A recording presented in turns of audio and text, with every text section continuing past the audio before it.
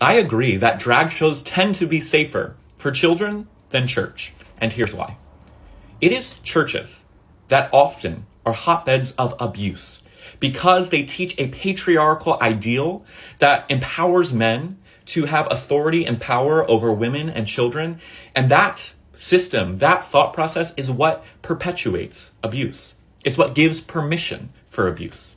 Churches teach toxic theology that tells LGBT young people to believe that they are abominations, that their sexuality or gender identity, which they didn't choose and can't change, is broken, and that the call of God is for them to either suppress it and repress it or to change it, which again is something they cannot do. And that results in tremendous mental health challenges and mental anguish.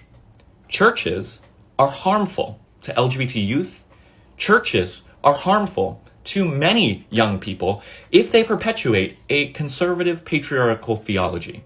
Drag shows, on the other hand, tend to be a celebration of equity.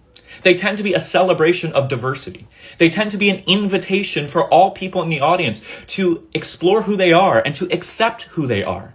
I've been to so many drag performances that have empowered me more than my decade in conservative churches ever did.